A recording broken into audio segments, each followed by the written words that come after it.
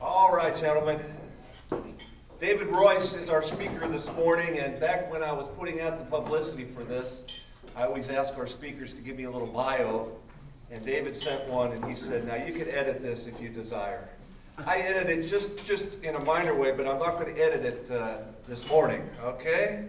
So let me share with you about David Royse, a native son of Kentucky. David attended Transy for 2 years, the University of Kentucky for 2 years, the University of Louisville for 2 years. Tell us about all that, all right? Ohio State University, 3 or 4 years, that's what he put down, until they grew tired of him and threw a PhD in his direction, all right? He taught at Alice Lloyd College and the University of Dayton, worked for the Greene Clinton County's Mental Health Board, and lived in Oakwood, Ohio for 10 years. In 1985, he returned home, joining the College of Social Work at UK. For some reason he can't figure out, they still write him a monthly check. All right? Born in the hospital in Shelbyville, baptized in Eminence Christian Church. He follows no basketball or football team but UK. Father of 2 adult sons, who each have 2 sons. Husband of Karen Badger, who's the Associate Dean of the College of Health Sciences at the University of Kentucky. And David's just a regular with us in everything, down front, right-hand side, center section, behind Ted and Barb Faulkner. That's where David Royse is every Sunday. Please welcome David Royse.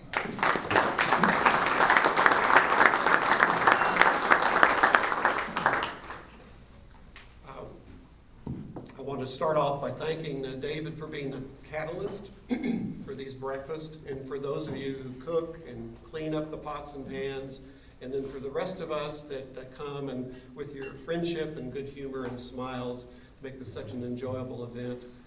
I told David when he asked me to talk that old men are now my favorite group of people. That is, men my old age. And I love the stories we hear, the snippets of your life that you share, your life experiences. And you give us pause for reflection, and you've made my involvement in this congregation really something special. So thank you for that. Usually speakers start off with a joke about how long they're going to speak, sometimes with a sheaf of papers or a scroll or something of that nature that they drop. I'm not going to do that.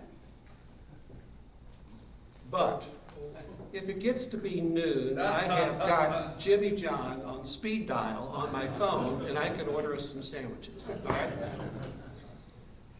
The first question I'm supposed to answer would be, who's the man who influenced you most?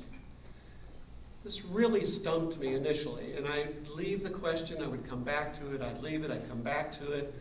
And you know the experience of walking into a dark room, and you bump into things, but if you go into a dark room with a candle, slowly your pupils dilate and you can see things a little more clearly.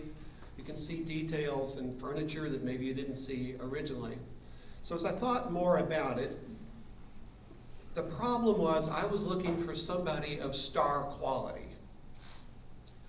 One of my high school classmates had a father who played center for Harvard when Harvard had 6-man football. And then I go to Transylvania, and there's the UK standout, and the coach, C.M. Newton, probably qualifies for star quality. Well, neither one of those 2 individuals really gave me much, I hate to say it. But on the other hand, what came into focus was my own father. So I'm going to start off talking a little bit about him. He taught me responsibility, honesty, and I think integrity in a way that, you know, not so much by a direct lesson as is a life lesson. And much like my friend Don back here, my father owned a small grocery store, family-owned grocery store. And I remember one time as a child, I was in the store and we had this large shelf of candy, and then off to that were sort of more of the pharmaceutical things like Dome's Little Liver Pills. Anybody remembers those? There was Alka-Seltzer and aspirin and things, and there was this little roll of candy, mints of some sort that adults would buy. And I was fascinated why children didn't buy those, but adults did.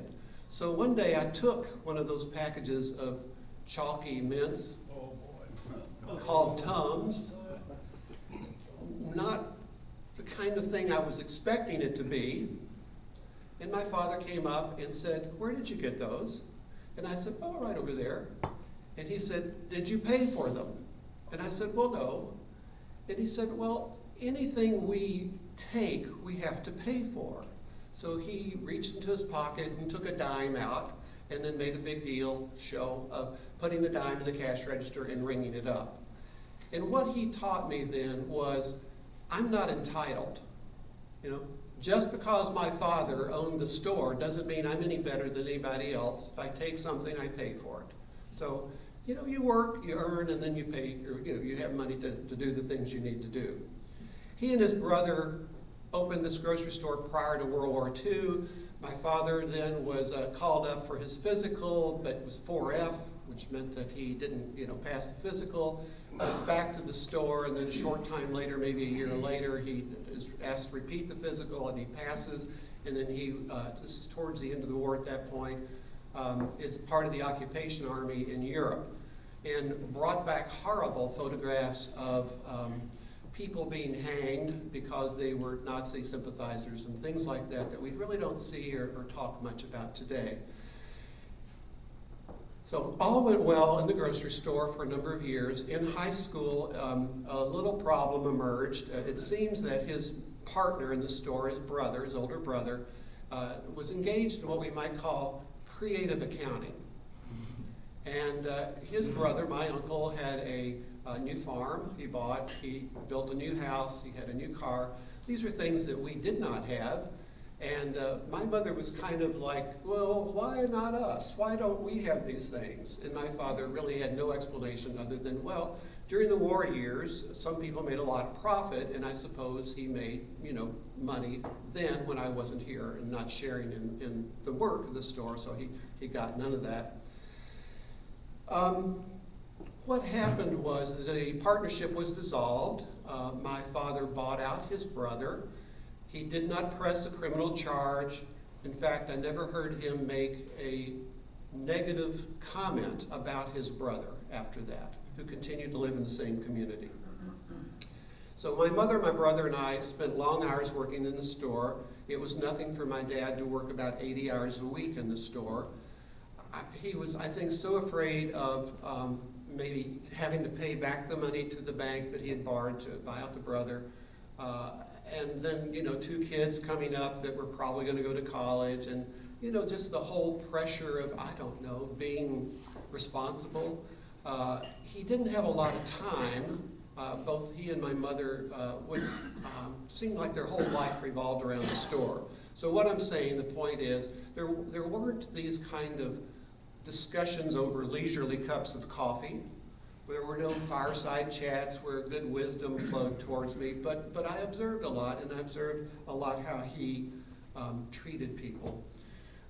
We ate well, I must say, and one of the good things to come out of those early years was I learned how to butcher, and I could cut up, you know, half a side of beef if I had to. So if UK ever fires me, I think I could go to Kroger, and they would probably, you know, have me making hamburger or something, which, you know, I could do. All right.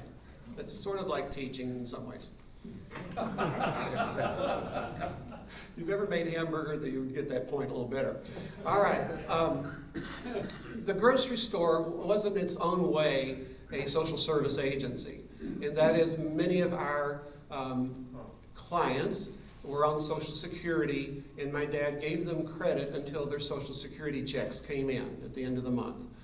We had farmers and tenant farmers who he carried for a whole year until they sold their tobacco crops.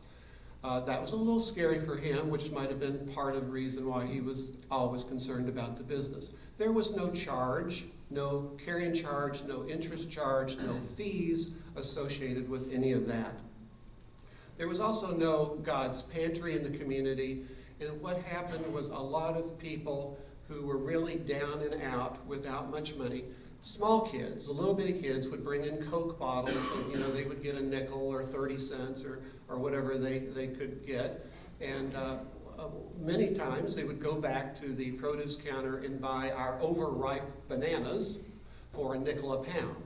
And they would leave with a sack maybe 20 cents worth of bananas, which might serve them for a day or two. I don't know. Other people would walk back to the meat counter and buy 25 cents worth of cheese and crackers. It's kind of stunning to think that someone would only have 25 cents and that what they would have for lunch would be cheese and crackers. But this is the population, a lot of the people that we worked with. The other thing, and Don would remember this, some of you might have, if you've ever worked in a grocery store, bologna would come in rolls of about 3 foot long. And you put it in the slicer, and you would slice it until it would get to the end, which was maybe 2 inches. As it got towards the end, it got smaller and smaller, and nobody wanted the really small pieces. And there was also a big steel staple in each end. So you couldn't really sell the ends of just about any of the bologna, the salami, and we also had ends of cheddar cheese and things like that. So we would have people who would come in and say, give me some of your ends. And we would put them on the scale. We'd have, 2 pounds or whatever, and then they would sort of negotiate a price. Okay, 40 cents, and we would put a price on it, 40 cents or something, and they would go out, and that would be meals for them. My father never talked about his own father much, so I've kind of learned this through his sister, who's now deceased, and it sounds like my paternal father was a cobbler. Well, he was a cobbler. He would have been born a couple of decades after the Civil War ended, in an era when probably it was okay to make a living being a cobbler, where you could repair saddles and shoes and any kind of leather goods. But as you know, Henry Ford got going and the automobiles became more prevalent than horses. He didn't do quite so well, but even compounding that and making it worse was the fact that he was a binging alcoholic. And once he started drinking, he started gambling. And because he was gambling, there was not much money for the family. My father grew up in poverty. So he once told me that for Christmas he got an orange and maybe 2 or 3 pieces of hard candy. That's poverty. I mean, at least the way we view it in our eyes today. So he influenced me. He was probably my prime influence, but as a social worker, David, it was hard to answer this question because we look not only at an individual, but also a family constellation. We look at the neighborhood, and we look at the community. So I've got to touch on some of those a little bit. My father was lucky enough to marry my mother, right? So I'm legitimate. Her descendants, my maternal family descended from the sister of Jenny Wiley. Right? So who was Jenny Wiley? I know Bob Bradley knows. Anybody else know? State Park. She was the first white child born west of the Allegheny Mountains. And the rest of the story is pretty fascinating. She was living in Virginia at the time. She married to a man named Thomas Wiley. They had 5 children. The Indians were coming back and forth at that time, and her husband was out, whether he was hunting or someplace. She was by herself. She'd been warned that there were Indians in the area. She kind of ignored that. There were some things she wanted to do, whether she was working in the garden or something, we don't know. But Indians came, they killed 3 of her children. They allowed her to take her 2-year-old toddler with her, and she was pregnant, 7 or 8 months pregnant with another child. They captured her, took her back and across the rivers between Virginia and Kentucky. I think she was in Kentucky. Along the way, they killed her toddler, I guess because the toddler was sick, caught pneumonia or something. And then once she had the newborn, they killed it. So she lost all 5 of her children. Several months later, she was able to escape, made her way back to Virginia, found her husband. They reunited. They moved from that place, I think, back to Kentucky, Johnson County, which is Paintsville, and had 5 more children. So that's Jenny Wiley, and her sister I know nothing about. All right. My mother's father was a physician. He had been a physician in World War I. He was a coal camp doctor. He would deliver babies from horseback.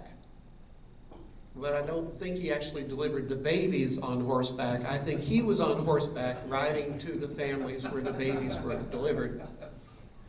From what I can gather about him, he was highly respected, but a womanizer and a tyrant at home. So you ask me, how do I know he was a tyrant at home? Well, he had 4 boys. One boy was a medical student at Vanderbilt Medical School when he died of a morphine overdose. A second boy announced to the family one night he was going to the store for cigarettes and never came back. Years later, his family contacted someone in our family from Hawaii wanting to know if there was some connection. A third boy became an alcoholic until he, at the age of about 45, and a woman that he loved straightened him out, and he was good from that point on. And the fourth son was a problem drinker, and in the sermon on Sunday, David, I was listening, you talked about being authentic in church. So here's an authentic story about the fourth son. I love this guy. I got to tell you, I love this guy. He woke up one morning in a strange place. He did not know where he was. He looks around the room, has no idea where he is. Looks over, and there's someone in the bed that he does not recognize. So he begins to tiptoe out of the room, and this voice says, "Where are you going, honey?" And he said, "Honey?" And she said, "Honey, we got married last night." That was a problem drinker. Drinker break. I can tell you other stories about him.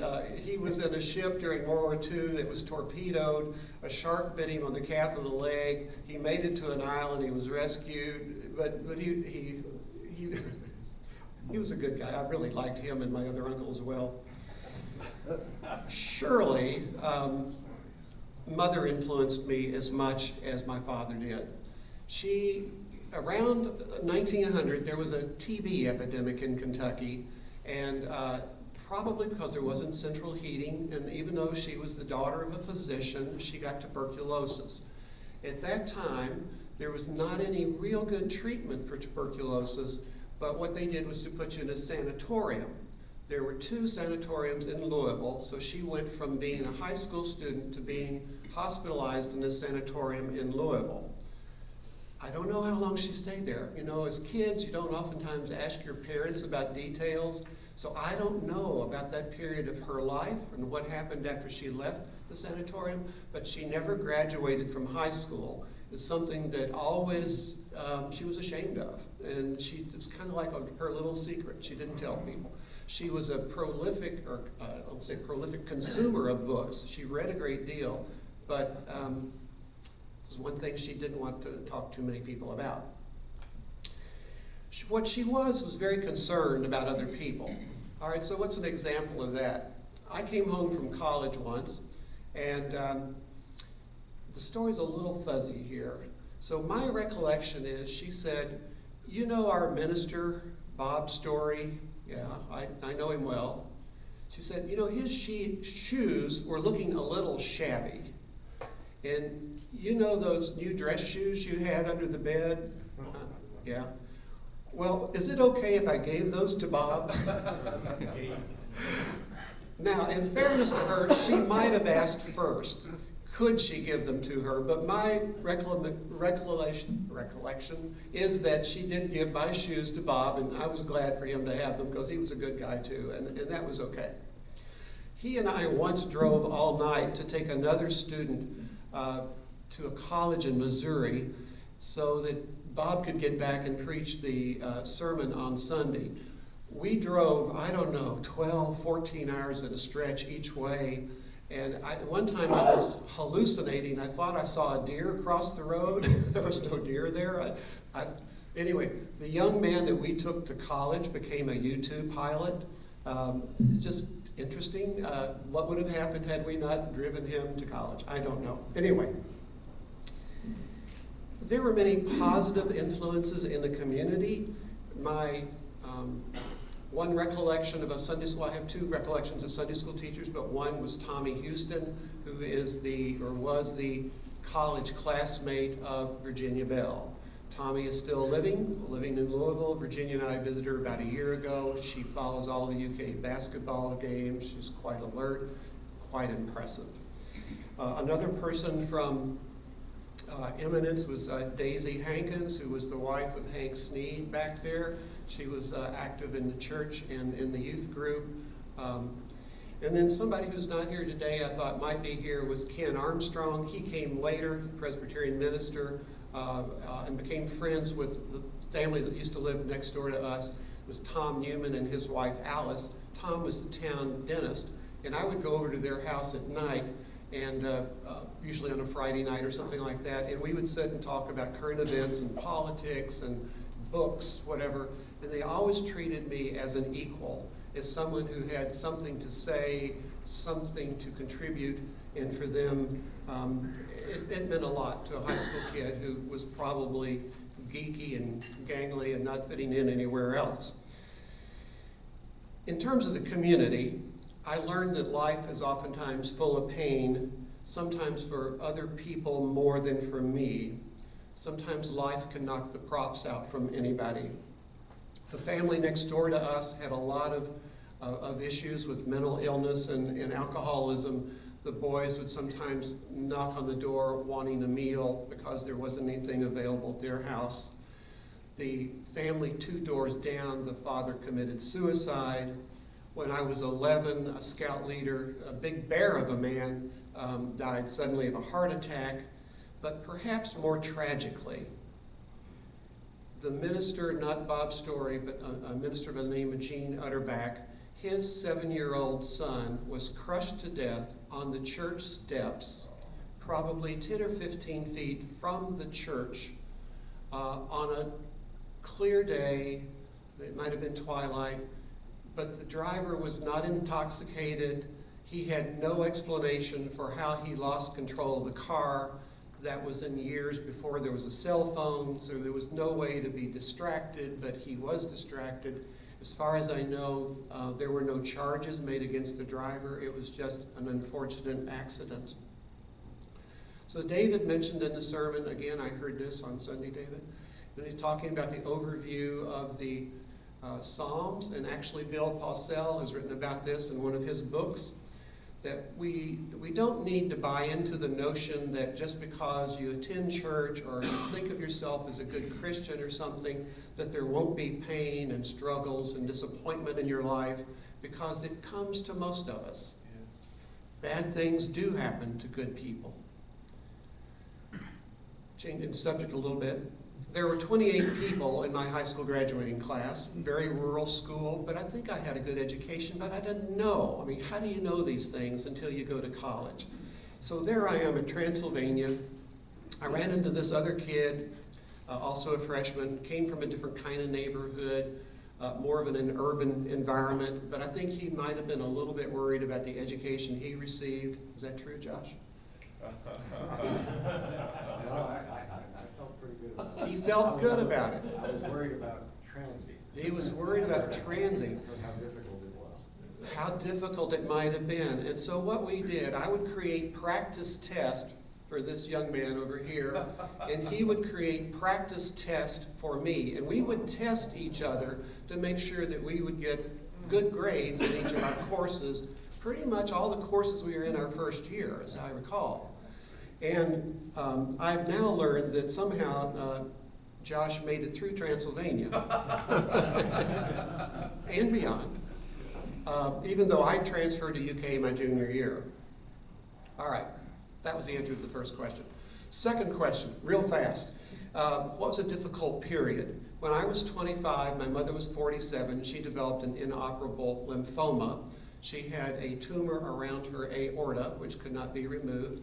And her abdomen would swell up the size of a basketball. It would have to be drained, and then a week, 2 weeks later, something, I don't know how long, she would develop another big abdomen. They would have to drain it and so forth. So there was a number of hospitalizations, the last one being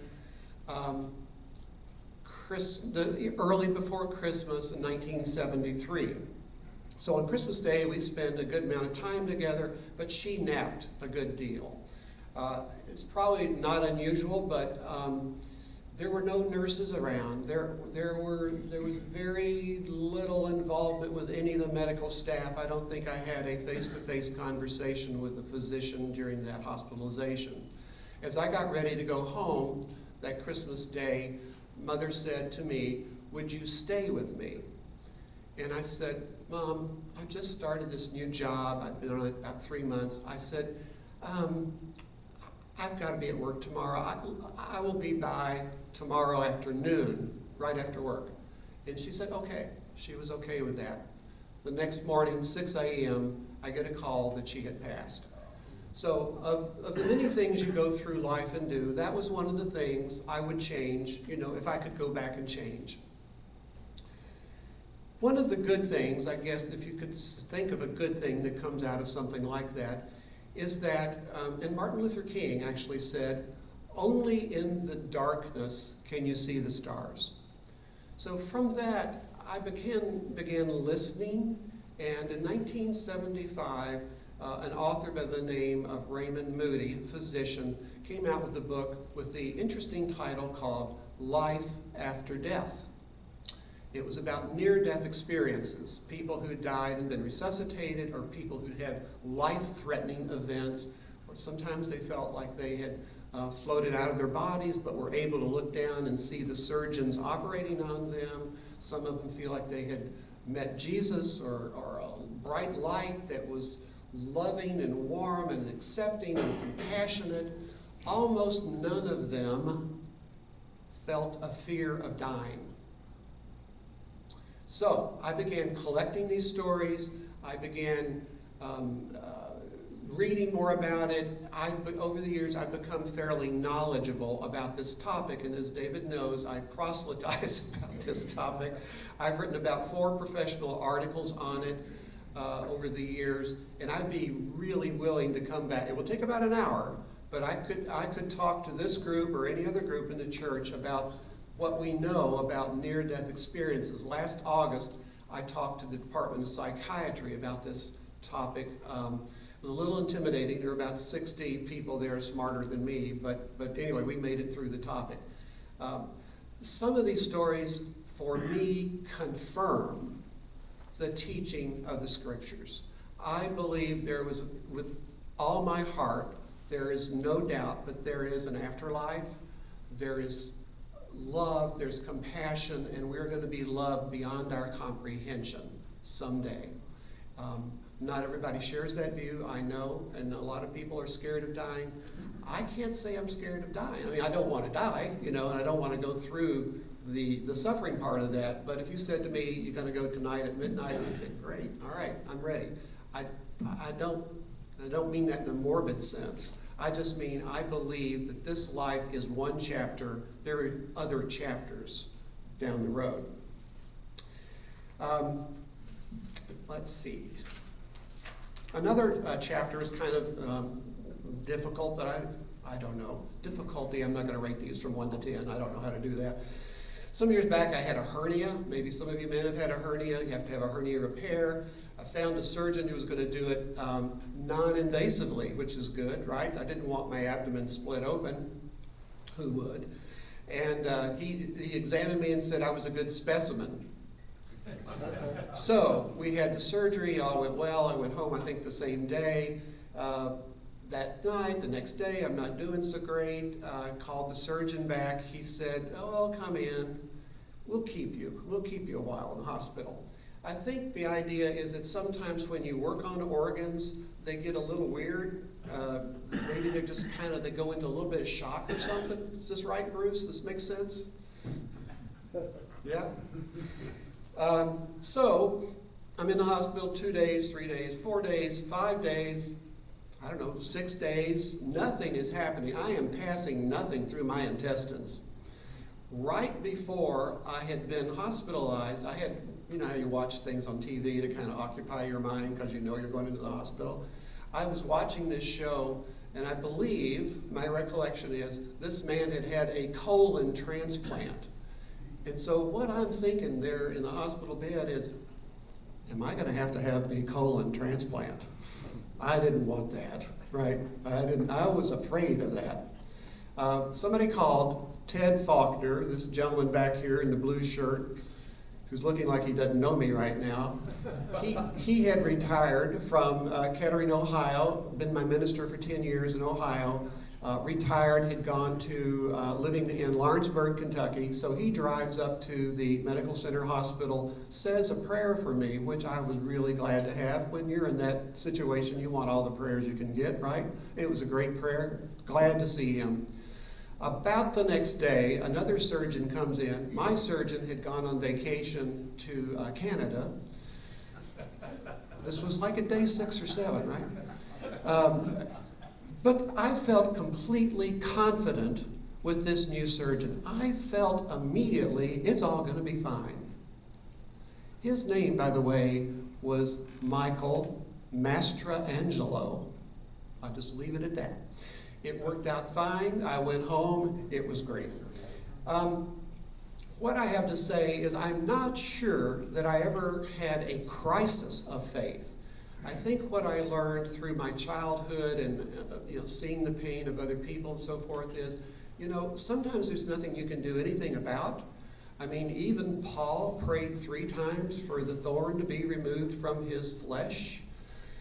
But I'm also pragmatic, so what I can do, I am going to do. If I can help my situation, I'm going to help it. I'm not going to sit on my rear end and wait for something to happen, but also recognize that maybe God is sometimes has other things to do than to worry about just me. I mean, there could be other things going on down the street or, in the universe that he needs to attend to that are more urgent than my problems. Or maybe I just need to learn patience. So, let's see where I was. Sometimes I've ridden my bike on a trail in Ohio, and I'm closing on the end here, y'all, just so don't worry. This bike trail that has a lot of bluebird boxes, and I see a lot of bluebirds, which I love to see, right? I associate them with the bluebird of happiness for some reason. And so I was going through a spell this summer when I was feeling really sorry for myself, and I'm riding the Legacy bike trail here in Lexington, and had gone around the bend, and I'm complaining to God like we can in the Psalms, right? And I'm saying to God, I never see any bluebirds. And it may have been my imagination, but I think 2 birds of the blue persuasion flew past, all right? Could have been a coincidence. And Albert Einstein said, coincidence is God's way of being anonymous. So I'm pedaling on down a little bit more Legacy bike trail, and it goes over Cane Run Creek. Sound familiar? Cane Run? And I look over to the right, and there are 3 young adolescent turkeys looking up at me. And the expression on their face is, what? What are you complaining about? And I was humbled. And if you've never been humbled by turkeys, you've never been humbled. So the third question is, for what am I profoundly grateful? I am profoundly grateful to have been blessed with friends in good health, to be in a congregation that feels like home, to have had the parents that I've had, to be living in America, and to have had all the resources I have needed. I want to go on record as saying God has been good to me. I have been fed, loved, cared for, supported, and rewarded more than I expected, and more than I deserved.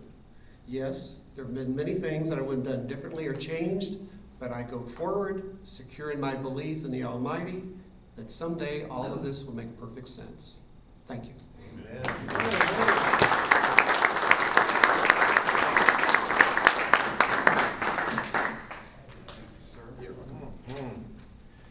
All those connections connections with guys in this room, David. That's remarkable. I need to say that David and I got to travel together last summer with Paul Jones to Israel. And I just really feel close to David because of those weeks that we got to spend together. You know, don't you, that there are many, many churches across this country that could only dream about having 40-some men that come together for breakfast once a month like this, and to share at the level at which we share. Clay is recording these this year, and all of our presentations across these now 3 years are posted on our website. Almost all of them with photographs that John has taken. There's a few that don't have photographs, but what a tremendous record we have of our sharing the stories of who's influenced us and how we've gotten through difficult times thanks to our faith and what we're profoundly grateful for. Next month's speaker is going to be Tim Harkless. Tim's at his 50th high school reunion this weekend up in Cuyahoga Falls, Ohio. I was making some notes. You mentioned Ken Armstrong. Ken is hospitalized right now. As I mentioned in the hospital, John Kennedy, who's always one of our cooks on Saturday mornings. Gail called me about 8:30 last night and said, David, I'm on my way to the hospital with John. Something's going on, but he wanted me to call you and say he wouldn't be there to cook tomorrow morning. But he's been admitted, so let's hold John in our prayers as well as Ken. The last thing I wanted to mention was I remember I did not have people explicitly sign up to help clean up. So if you can stay around, please do help us. And what that means to begin with is everything in here needs to be bussed back to the kitchen except for the centerpieces and the sugar. But if everyone can help with that, at least get us started. We'll get the dishwasher fired up and be underway. 20 till. Gentlemen, thank you very much. We're adjourned. Hope to see you tomorrow. Blessings.